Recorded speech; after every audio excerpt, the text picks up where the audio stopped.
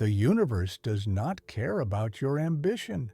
This indifference has broken many before you, and it will break many after. Yet still we climb.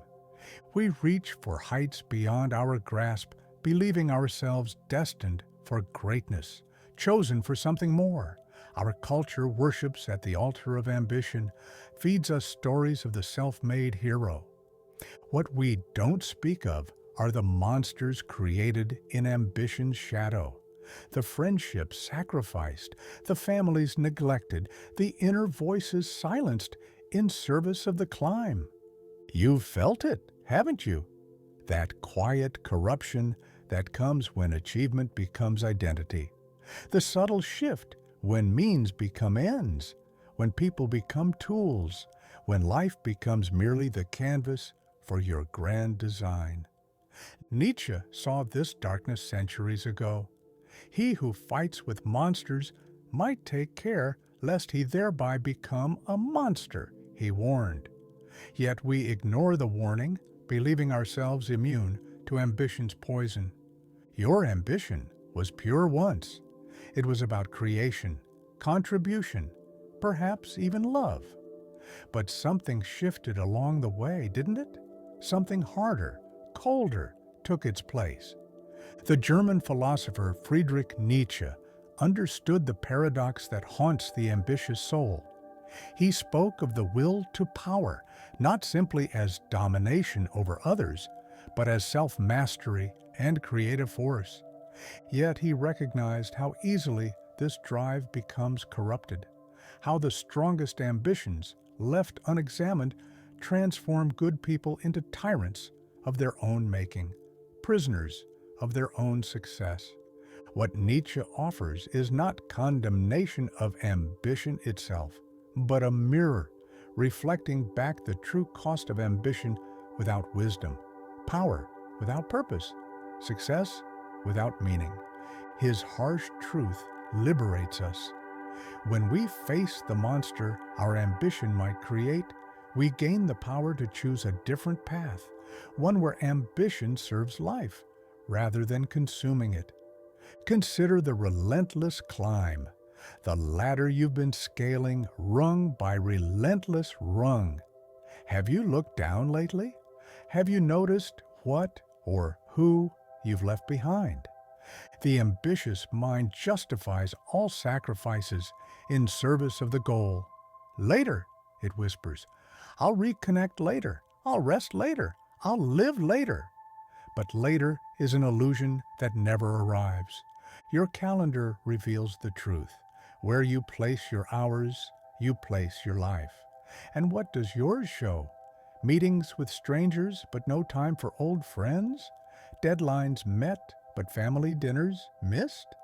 This is how the monster is born, not in dramatic villainy, but in small daily betrayals of what matters most, in the gradual numbing to everything except the next achievement. The monster grows stronger in isolation, cut off from the grounding force of genuine human connection. Ambition becomes a hunger that cannot be satisfied, a thirst that cannot be quenched. You recognize the symptoms, the inability to celebrate achievements before moving to the next goal, the constant comparison to others who have more, the gnawing emptiness despite outer success. Nietzsche understood this as the danger of living by external values alone. When we pursue only what others have defined as success, we become strangers to ourselves, alienated from our own souls. He who has a why to live for can bear almost any how, Nietzsche wrote. But have you examined your why lately? Or has the how, the climbing, the competing, the accumulating, become the entire point? The ambitious often speak of legacy, yet what legacy awaits the person who sacrifices their authentic self, their relationships, their capacity for joy on the altar of achievement? Nietzsche offers a different vision, the Übermensch, or Overman, not a cold conqueror, but one who creates new values, who transforms ambition into something life-affirming rather than life-denying. This transformation begins with brutal honesty, the willingness to see the shadow side of your ambition, to acknowledge the monster forming in the mirror of your striving soul. There is profound power in this recognition, in admitting that your ambition has become unmoored from meaning, that your achievements have come at the cost of your humanity. The monster's greatest strength is invisibility. It hides behind rationalizations, behind cultural approval, behind the applause of those who benefit from your relentless drive. Until you name it, you cannot tame it. Consider the masks you wear, the professional persona crafted for maximum effectiveness, the social media presence curated for optimal impression, the success story you tell yourself and others. Behind these masks, a face you barely recognize waits to be rediscovered. A more human face, uncertain, vulnerable, capable of wonder beyond achievement and connection beyond networking. Nietzsche challenged us to practice amor fati, the love of fate, embracing all of life rather than only the parts that serve our ambition. This includes our limitations, our failures, our mortality. The monster of ambition denies these human boundaries. It whispers that with enough effort, enough sacrifice, enough success, you can transcend the human condition itself. This is its most seductive lie. True ambition, ambition worthy of your one precious life, operates differently. It does not deny your humanity, but expresses it fully. It creates rather than consumes. It connects rather than isolates. This ambition flows from abundance rather than scarcity. It is not driven by the fear of insignificance or the wound of inadequacy, but by the desire to contribute something meaningful to the world. The path from monstrous to meaningful ambition crosses through the wilderness of your own motives. Why do you want what you want? Whose voice first told you this was worthy of pursuit? If your ambition disappeared tomorrow, the career ladder pulled away, the metrics of success erased, what would remain? Who would you be without the narrative of achievement you've constructed? These questions terrify the monster. It distracts you with more goals, more plans, more strategies, anything to avoid confronting the emptiness at the center of ambition without meaning.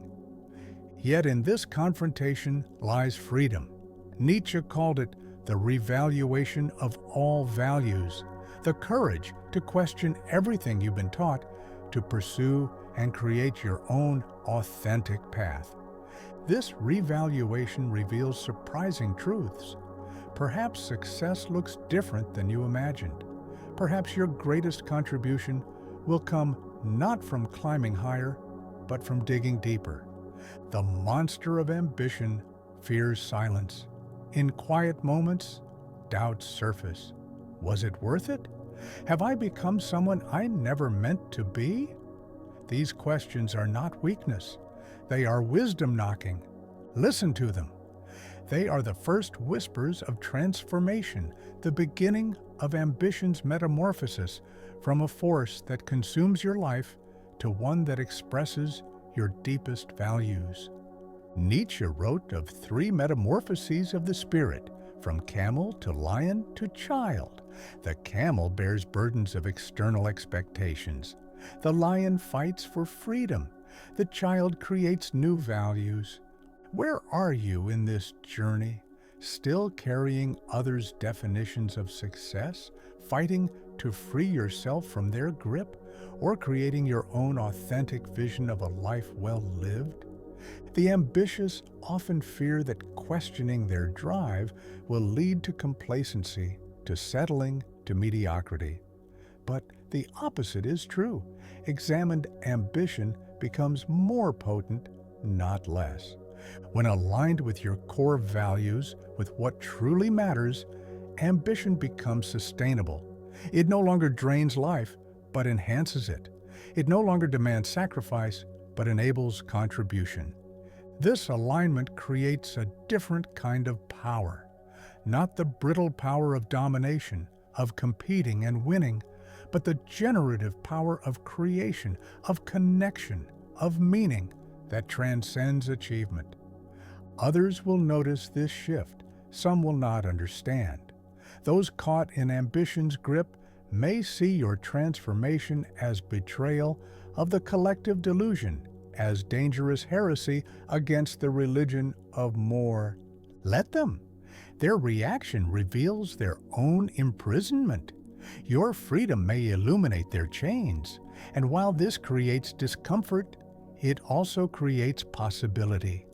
The possibility that they too might break free. Some relationships will not survive this transformation. Connections built solely on mutual ambition, on the shared pursuit of external markers of success, may dissolve when your priorities shift. But new connections will form, deeper, more authentic bonds with those who value who you are more than what you achieve, who see your humanity rather than your utility. If these ideas resonate with you, perhaps you're ready to examine your own relationship with ambition, to question not whether to be ambitious, but what your ambition serves and who it has shaped you to become. This journey isn't easy. The monster fights to survive. Old habits reassert themselves. The culture continues to reward achievement over authenticity, results over relationships, doing over being. But something powerful happens when you persist.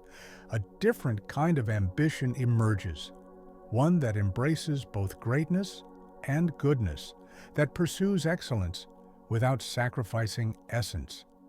Nietzsche challenges us to become philosophers with hammers, breaking apart calcified ideas about success and power to forge something new. Your life is the forge. Your choices are the hammer. What will you create? An ambition that devours your humanity or one that expresses it?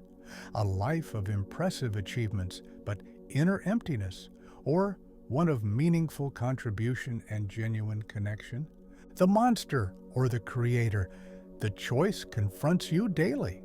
In each decision about how to spend your time, where to direct your energy, what to prioritize, and what to postpone. Become who you are, Nietzsche wrote, not who ambition demands you be, not who others expect you to be, not even who you once thought you should be. Who you are with all your complexity, your contradictions, your capacity for both achievement and compassion, for both excellence and presence, for both impact and intimacy. This integration of ambition with humanity creates not a monster, but a more complete person, someone who succeeds not at the expense of living, but as an expression of it. Perhaps true greatness lies not in how high you climb, but in how fully you live while climbing. Not in what you accumulate, but in what you create and contribute. Nietzsche's harsh truth ultimately reveals a beautiful possibility. That ambition, when transformed by wisdom, becomes not a destructive force, but a creative one, not your master, but your instrument. The choice is yours, the monster or the creator, the path of ambition that diminishes life or the one that expands it, the success that leaves you empty or the contribution that fills you with meaning. Choose wisely. Your one irreplaceable life awaits your decision.